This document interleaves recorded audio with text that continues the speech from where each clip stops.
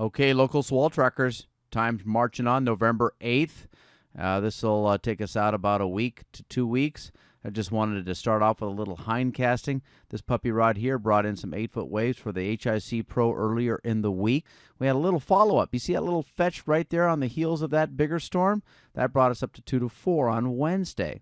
And then what happens here is a big high pressure is reestablishing up here to the north-northwest and building our trades back, especially by Saturday, Sunday. And there's a ton of troughing that comes in over here in the Gulf, leading to a lot of north to northeast swells and some big ones. Like next Thursday, Friday could get 12 feet at least. Let's click in the animations before I get ahead of myself. So there we go.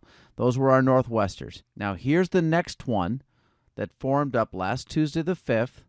This guy had some hurricane force winds as it moved up into the Aleutians, sending off some 5 to 7 northwest swell for Saturday and the final day of the HIC Pro, again Saturday, but that thing had some winds in it. Look at that.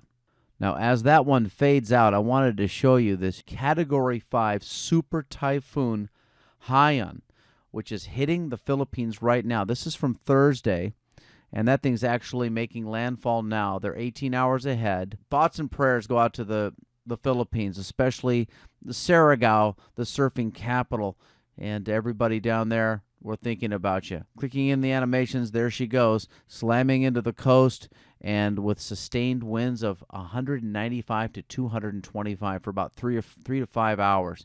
Pretty spooky stuff down there. That is national and international news. I thought I'd spend some time on the Super Typhoon, one of the biggest, if not the biggest storm typhoon in history. Okay, now we're back to today, Friday the 8th. Here's the scenario. There's Haiyan slamming the Philippines. Here's the remnant northwest swell up here.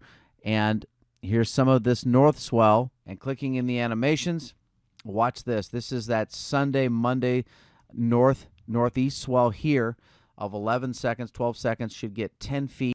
Okay, the South Pack, much safer than the North Pack. We had a little bit of a spinner giving us barely some 2-foot waves recently right here on Halloween.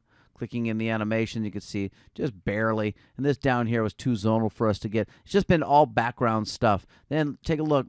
Fetch here, a long one, stayed quite a while. Monday the 4th. We may see a little Tasman Sea boost on Monday, Tuesday. We'll have to wait and see from this source. The models are now saying that it's not going to make it up through the cheese grater South Pack Islands of Fiji. Storm of note far below Tahiti, spins right here, and we'll probably see some 2.5-foot south swell from this fetch on Tuesday, Wednesday. This is all thanks to the high pressure here off to the east coast of New Zealand and that low over here.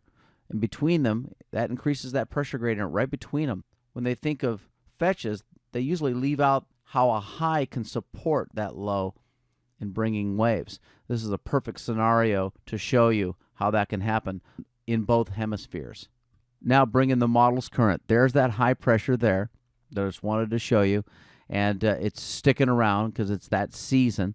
They still see some storms trying to make their way up. We might see something from that storm, from these little fetches, these little storms down here, around the 19th of 20th of the month. But that's a long shot. It's just going to be 2-foot background stuff. Okay, now let's take a look at the jet stream. So you can see a lot of blues here from this big high pressure that's strengthening and moving into the area. It's bouncing the jet stream up and over the Aleutians and allowing the troughing to point right down towards us under the Gulf. Thus, the series of big northeast swells. There you go. Take a look at that rare scenario for this time of year. The jet's trying to drop here way late in the forecast. We'll see if the models come true. But there it is. Look at the loop there. And, of course, this is what's going to be possibly bringing us up 8 to 12 plus on Thursday, Friday next week. Down under, very weak, very zonal. No significant swells of interest other than the background stuff I was showing you. Okay, let's take a look at those hand-drawn surface charts. The big high moving into the area. Trade ones will slowly filter back on Friday and be a fresh paste with advisory levels posted especially by Sunday. There's an associated front that's going to be reaching the islands, bringing in some rain on Sunday and some more to follow next week. We'll keep you posted. There is an upper low spinning off here and closer to the islands with its associated trough. That is why we see more showers and clouds.